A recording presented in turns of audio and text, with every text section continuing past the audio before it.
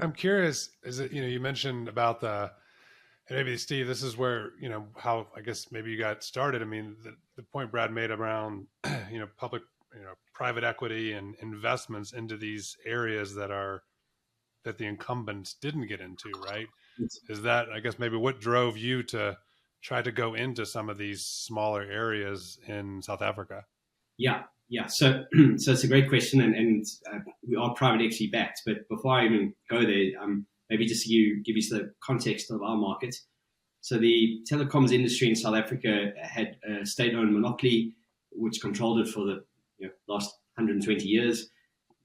New regulation set in the late 90s, and that saw the mobile network operators kick off. We had 3 licenses granted in the first 3 or 4 years of post-deregulation. South Africa is a complex country. We've got a population of over 60 million people, 17 million homes roughly, but we also have one of the most unequal distributions of wealth and income in the world. I think we on par with Brazil, if not even ahead, nothing to be proud of. And that means that of our 60 million population, only 5 million people are really credit worthy and credit active, i.e. are able to access your traditional telco model of a monthly bill that you pay through your bank accounts with a debit order. And that's got some bearing because in the mobile world about 20 years ago, the operators realized they would never grow their market beyond that 5 million subscribers unless they came up with a different way of paying. And they came up with the whole prepaid model, which has really blossomed across many poorer parts of the world, so across Africa, LATAM, Southeast Asia, and so on. And that's good and well. And that means that mobile networks are probably able to claim a 98% coverage today.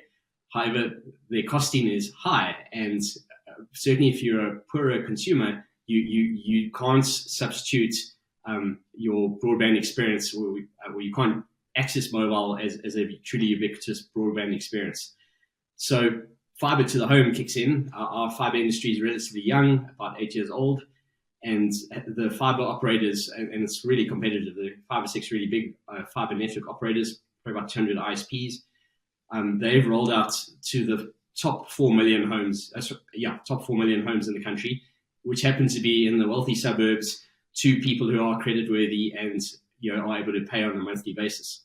The rest of the country, the 13 million homes that are not connected, really are at the mercy of very expensive mobile data. So our model is to take the learnings of the mobile network 20 years ago and offer a prepaid model on fiber to the home, which is, it might seem fairly obvious, but it's certainly got a lot of, shall we say, historical constraints from how shareholders see the model to how banks view it as well. So what we've done is, in the last 4 or 5 months, at our own expense, built a fiber network and an ISP that is able to sell to people as and when they have money in their pocket. And our price points start at $5, which in US dollar terms is about 25 US cents a day for uncapped internet for at least 100 megs a second speed, which I'm told is quite impressive.